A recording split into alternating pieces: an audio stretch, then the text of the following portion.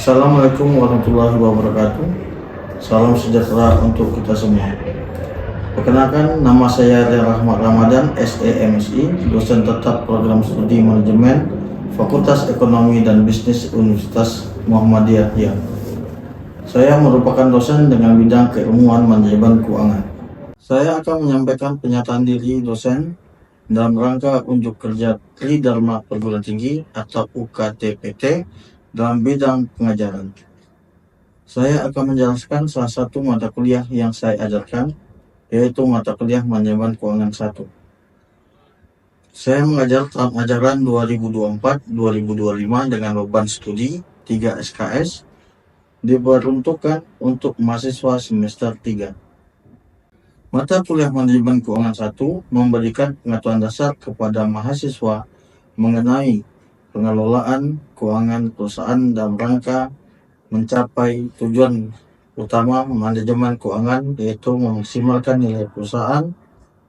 Materi yang dibahas dalam perkuliahan ini terdiri dari konsep dasar manajemen keuangan, memahami laporan keuangan, analisis laporan keuangan, nilai waktu uang atau time value of money, risiko dan tingkat pengembalian, konsep dasar capital budgeting, manajemen modal kerja, dan struktur modal. Adapun kemampuan yang diharapkan pada mata kuliah ini yaitu 1. Mahasiswa dapat menjelaskan tujuan dan konsep dasar manajemen keuangan. Adapun kemampuan yang diharapkan pada mata kuliah ini yaitu 1. Mahasiswa dapat menjelaskan tujuan dan konsep dasar manajemen keuangan. 2. Mahasiswa menguasai konsep dan struktur laporan keuangan. 3. Mahasiswa memiliki kemampuan menganalisis laporan keuangan secara kritis dan sistematis. 4. Mahasiswa mampu menjelaskan konsep nilai waktu uang, time value of money, dan menerapkannya dalam menghitung nilai sekarang. 5. Mahasiswa mampu menghitung dan membandingkan risiko serta tingkat pengembalian. 6. Mahasiswa mampu menerapkan metode dasar capital budgeting seperti NPV, IRR, dan payback period dalam penilaian kelayakan. 7. Mahasiswa mampu menerapkan konsep manajemen modal kerja dalam pengelolaan kas, piutang, persediaan, dan utang jangka pendek. 8. Mahasiswa mampu menerapkan konsep struktur modal dalam laporan keuangan. 2. Mahasiswa mampu memahami laporan keuangan. 3. Mahasiswa mampu menganalisis laporan keuangan. 4. Mahasiswa mampu memahami nilai waktu uang. 5. Mahasiswa mampu menjelaskan risiko dan tingkat pengembalian. 6. Mahasiswa mampu menjelaskan konsep dasar capital budgeting. 7. Mahasiswa mampu menjelaskan manajemen modal kerja. Dan yang ke-8, mahasiswa memahami struktur modal. Materi pembelajaran pada mata kuliah ini yaitu 1. Tujuan dan konsep dasar manajemen keuangan. 2. Memahami laporan keuangan. 3. Analisis laporan keuangan. 4. Nilai waktu uang. 5. Risiko dan tingkat pengembalian. 6. Konsep dasar capital budgeting. 7. Manajemen modal kerja. Dan ke-8, struktur modal. Adapun metode pembelajaran yang saya terapkan pada mata kuliah ini diantaranya adalah 1. Ceramah. 2. Smart group discussion, yaitu mahasiswa dibagi ke dalam kelompok untuk studi kasus. Dan yang ketiga, kuis. Selanjutnya pada aspek asesmen, proses penilaian mahasiswa saya lakukan secara objektif sesuai dengan kemampuan mahasiswa dalam menyelesaikan tugas. dengan bobot kemampuan menjawab kuis dengan bobot 10%, tingkat keaktifan di kelas dengan bobot 30%, tingkat kehadiran di kelas dengan bobot 10%, UTS 20%, dan UAS 30%. Bobot penilaian ini telah disampaikan dalam bentuk awal perkuliahan. Demikian pemaparan 3 aspek yang saya terapkan pada mata kuliah Manajemen Keuangan 1. Selanjutnya saya akan menampilkan proses pembelajaran micro teaching untuk mata kuliah Manajemen Keuangan yang saya ajarkan. Selamat menyaksikan.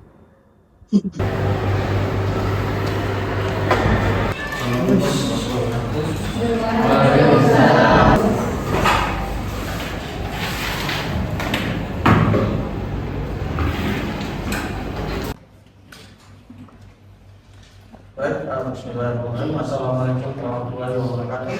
Waalaikumsalam warahmatullahi wabarakatuh. Masih sehat?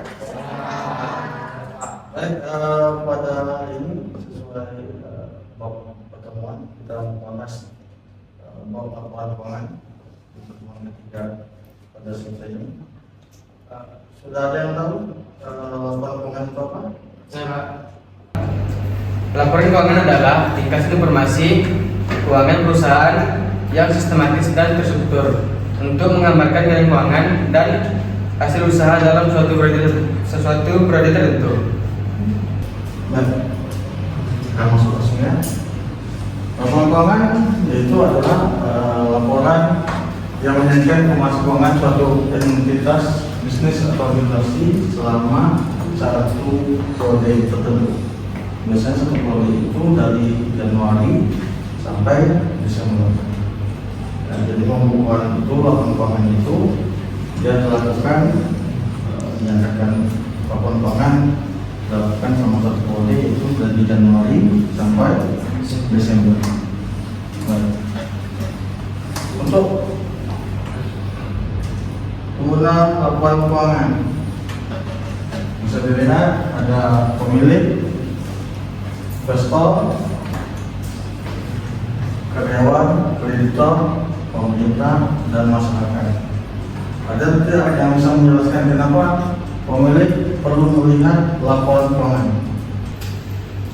Saya, Pak, yaitu untuk mengetahui kondisi keuangan usaha dan laporan keuangan dan membantu dalam mengambil keputusan, Pak.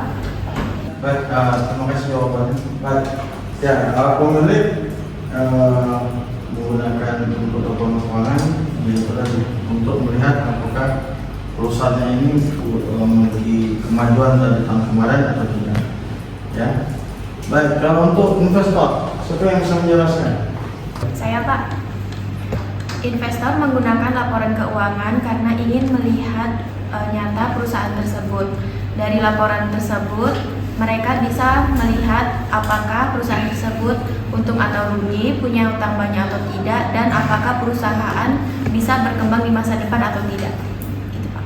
Baik, terima kasih jawabannya. Ya, investor melihat laporan keuangan itu amankan untuk investasi. Investor harus tahu perusahaan itu untung atau rugi kondisi itu. Ya, apakah ini prospek bagus ke depannya? Karena tidak mau ketika kita investasi perusahaannya rugi. Ya, jadi investor perlu memikirkan, melihat bagaimana prospek perusahaan yang untuk diberikan investasi itu ke depan. Apakah memiliki keuntungan masa depan atau tidak? Baik, untuk karyawan, kenapa karyawan perlu melihat laporan keuangan? Siapa bisa menjelaskan? Saya, Pak, untuk mengetahui kemampuan perusahaan untuk membayar gaji karyawan. Baik, terima kasih jawabannya. Ya, karyawan melihat laporan keuangan perusahaan, ya itu tadi untuk memastikan gaji misalnya atau bonus. Kenapa? Ketika keuangan laporan keuangan perusahaan bagus, baik, perusahaan karyawan pasti mengharapkan bonus. Itu bisa dilihat karyawan tadi laporan keuangan. Ketika naik laporan keuangan yang bagus, karyawan otomatis menanyakan bonus ke perusahaan. Ya. Untuk kreditor, ada yang bisa menjelaskan tidak? Saya mengapa para kreditor menggunakan laporan keuangan? Karena untuk memberikan informasi mengenai kondisi keuangan dan memberikan kemampuan pada perusahaan dalam memenuhi kewajibannya dalam membayar hutang. Kasih jawabannya. Ya, kreditor kita tahu dia memberikan kredit atau pinjaman kepada perusahaan tidak perlu melihat laporan keuangan. Apakah perusahaan itu bekerja dengan keuangan yang bagus atau tidak? Ya, jadi setiap kegiatan perlu dicatat. Kreditor akan menseleksi. Ketika ada kejanggalan, otomatis kreditor tidak akan bisa mencairkan dananya. Tapi ketika bagus, kreditor otomatis percaya akan menyalurkan dana kepada perusahaan. Baik, untuk pemerintah, siapa yang bisa menjelaskan? Jawab. Laporan keuangan bagi pemerintah adalah alat untuk menjamin akuntabilitas serta mendukung pengambilan keputusan yang efektif serta untuk meningkatkan transparansi pengelolaan uang keuangan bagi negara. Baik, terima kasih jawabannya. Pemerintah terutamanya untuk melihat laporan keuangan, pemerintah mengeluarkan laporan keuangan itu seperti membuat kebijakan ke depannya seperti apa, regulasinya seperti apa, ya. Dan biasanya untuk menetapkan pajak usaha. Jadi dari situ pemerintah bisa menetapkan regulasi ke depannya seperti apa dan pajak ke depan. Baik. Untuk masyarakat, siapa yang bisa menjawab? Saya, Pak. Jadi salah satu pemakai laporan keuangannya adalah masyarakat. Yang pertama itu adalah untuk mengelola keuangan dengan baik, seperti menghindari pengeluaran yang tidak perlu atau pemborosan. Nah, yang kedua itu membantu pengambilan keputusan. Yang ketiga ada mencegah dana bocor. Jadi masyarakat harus waspada. Yang keempat ada mempersiapkan untuk masa depan. Terima kasih, Pak. Baik, terima kasih jawabannya. Masyarakat perlu juga melihat laporan keuangan. Kenapa? Masyarakat masuk calon investor. Ketika masyarakat diberi pemahaman tentang perusahaan, penanaman modal perusahaan, investor, bagaimana baiknya berinvestasi, ini calon investor ya ke depan. Dan mereka juga perlu melihat kenapa, melihat prospeknya seperti apa di perusahaan itu. Baik, selanjutnya lanjutkan.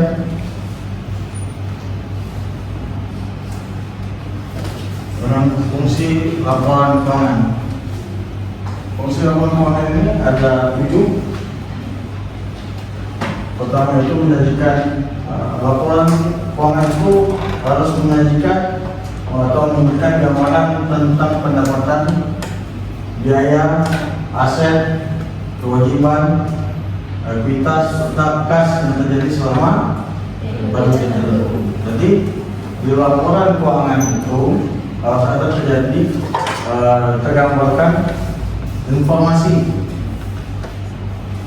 baik itu biaya, pendapatan, aset, kewajiban, ekuitas serta arus kas. Dari biasanya itu dari 1 Januari sampai 31 Desember. Jadi ketika nanti kalian melihat misalnya ada tugas nanti cari laporan keuangan, ketika dicek biasanya ceknya itu di IDX cari laporan keuangan. Kalau laporan keuangan yang masih belum sampai tanggal 31 Desember nanti laporannya belum selesai. Ya. Baik, yang kedua, pengambilan keputusan. Fungsi laporan keuangan itu kenapa Pak harus menjadi pengambilan keputusan? Karena membantu para pemangku kepentingan dalam mengambil keputusan yang terkait dengan bisnis atau organisasi. Jadi kita jelaskan pemangku kepentingan laporan keuangan. Jadi ada 6 ya, sudah kita jelaskan. Ada pemerintah, ada investor, masyarakat, ada karyawan, pemilik, ya. Itu perlu untuk mengambil keputusan. Berikutnya, transparansi dan akuntabilitas. Ya, melalui laporan keuangan, perusahaan harus mengungkapkan informasi keuangan yang relevan dan dapat dipercaya untuk memberikan gambaran yang jelas tentang kinerja dan kondisi keuangan perusahaan. Jadi laporan keuangan itu melihat transparansi dan akuntabilitas. Transparansi seperti apa?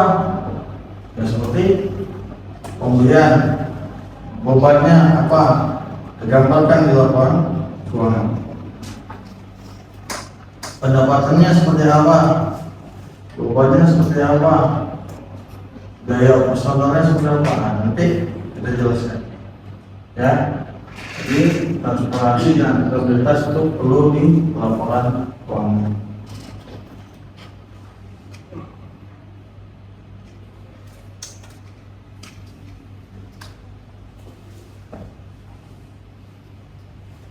Berikutnya itu evaluasi kinerja. Dengan membandingkan laporan keuangan dari tahun sebelumnya. Jadi kenapa catatan itu harus 1 tahun dari 1 Januari sampai 31 Desember? Itu 1 Januari biasanya. Perbandingannya itu biasanya tahun sebelumnya dan tahun yang sekarang untuk mengambil kebijakan atau kinerja keuangan di tahun depan. Jadi perbandingan, adakah peningkatan kita di tahun sebelumnya, dari tahun sebelumnya, di tahun sekarang. Jadi evaluasinya akan menjadi kegiatan apa yang akan kita lakukan ke depan. Nah, ketika anggaran diturunkan, tidak mungkin kita naikkan anggaran belanja karena ada pengusutan. Nah, itu harus disesuaikan dengan kebijakan di perusahaan. Ya. Jadi untuk evaluasi kinerja biasanya itu dilaporkan kalau kita itu sebelum akhir tahun itu sudah ada evaluasi target apa yang diinginkan untuk kegiatan di tahun ini, apa yang sudah terlaksana, apa yang belum. Untuk ke depan langsung dibuat kegiatannya. Oh ini di tahun ini tidak terlaksanakan kegiatannya. Di tahun ke depan apakah bisa terlaksanakan atau tidak? Atau kegiatan ini dihapus? Kalau kegiatan ini dilaksanakan, apa dampaknya? Apakah dia menambah jadi beban kerja atau seperti apa? Jadi evaluasi itu wajib dilakukan tetap. Kenapa? Kita tidak tahu kondisi sepanjang tahun. Tiba-tiba kayak sekarang terjadi perang harga. Nah itu di kondisi perusahaan seperti apa? Nah evaluasi kinerja itu harus dilakukan sepanjang tahun. Seperti sekarang tiba-tiba terjadi perang, berdampak nggak dengan perusahaan kita? Nah kebijakannya seperti apa? Karena ini kan belum sampai akhir tahun, ya kan? Perang terjadi, berdampak atau tidak? Itu harus dievaluasi. Harus dicek terus. Ya. Baik. Yang kelima, perencanaan keuangan. Ya, dengan melihat proyeksi pendapatan, biaya, dan arus kas di masa depan, perusahaan dapat merencanakan kegiatan bisnis, investasi dan sumber daya manusia dengan lebih efisien. Jadi dengan perencanaan keuangan yang tepat, ini perusahaan bisa melakukan investasi dan sumber daya manusia dengan lebih efisien. Contohnya, ketika perusahaan memiliki dana yang cukup untuk investasi, dia akan memikirkan, investasinya apa untuk menambah pemasukan di perusahaan atau menambah luas perusahaan. Sumber dayanya seperti apa? Perlu tidak menambah karyawan dan sebagainya. Jadi dapat terlihat dari perencanaan keuangan. Yang berikutnya, yang keenam itu pematuhan akuntansi. Ya, laporan keuangan membantu perusahaan mematuhi standar akuntansi yang ditetapkan dan menjadi kredibilitas dalam pelaporan keuangan. Makanya perusahaan-perusahaan besar yang sudah perusahaan terbuka, ya, laporan keuangannya bisa kalian lihat di perusahaan besar kayak di Bursa Efek Indonesia, itu perusahaannya transparansinya terbuka. Jadi masyarakat semua kalangan bisa mengakses apakah perusahaan itu bagus atau tidak, dan datanya bisa kita dapatkan. Dan yang ketujuh, evaluasi efisiensi operasional, ya, dengan menganalisis hasil keuangan dan kinerja operasional. Perusahaan dapat mengidentifikasi peluang untuk meningkatkan efisiensi dan profitabilitas. Jadi dengan evaluasi efisiensi operasional, perusahaan bisa menganggarkan operasionalnya seperti apa. Jadi profit yang ingin didapatkan itu seperti apa. Nah, itu yang bisa dilihat dari laporan keuangan.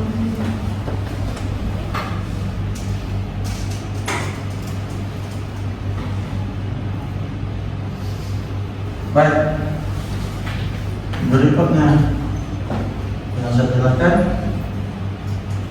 jenis-jenis laporan keuangan ada 3 yang saya bahas pada saat ini. Di laporan keuangan itu ada laporan laba rugi. Nah, kalau yang belajar akuntansi sudah paham. Sudah belajar akuntansi kan? Baik. Di laporan laba rugi itu dapat dilihat ada pendapatan, ada beban, ada pendapatan berusaha dan laba bersih. Ya, ini contohnya di bengkel mobil Maverick di tanggal 31 Desember 2005. Pendapatan usahanya, pendapatan jasa servis dengan jumlah 1 juta rupiah. Beban usahanya ada beban gaji, beban pemasukan 80.000 rupiah, beban asuransi dan beban kelengkapan. Beban ini mengurangi pendapatan, jadi dia sebagai beban usaha. Jadi dia dijumlahkan menjadi 300 rupiah. Jadi itulah yang disebut laba usaha. Di pendapatan di usaha itu ada pendapatan bunga sebesar 120.000 dan ada beban di luar usaha, beban bunga juga 40.000. Jadi ada pendapatan di luar usaha, ada juga beban di luar usaha. Itu dikurangi menjadi laba di luar usaha sebesar 80.000. Jadi 630.000 ditambah 80.000, jadi laba bersih yang diterima perusahaan adalah 300 rupiah. Baik, dari penjelasan saya ini sudah paham? Paham ya? Paham. Baik, untuk pemahaman lanjut kita bagi kelompok menjadi 3 kelompok. Jadi kelompok pertama kita membahas tentang laba rugi, ya, kita diskusikan. Kalian buat laporan laba rugi yang kalian pahami. Nanti dihitung lah apa aja ruginya.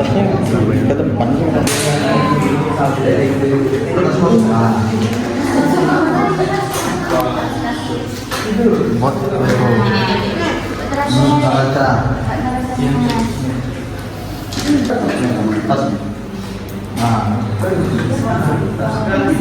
Ini harus kas. Harus kas ada.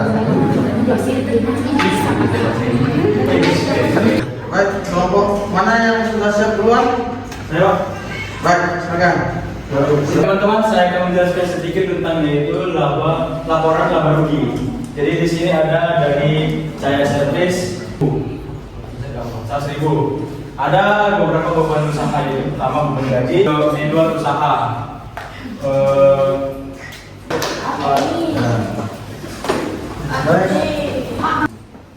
Baik, saya tutup. Mohon maaf. Wassalamualaikum warahmatullahi wabarakatuh. Demikianlah proses pembelajaran micro teaching pada mata kuliah Manajemen Keuangan 1 yang saya ajarkan. Terima kasih. Wassalamualaikum warahmatullahi wabarakatuh.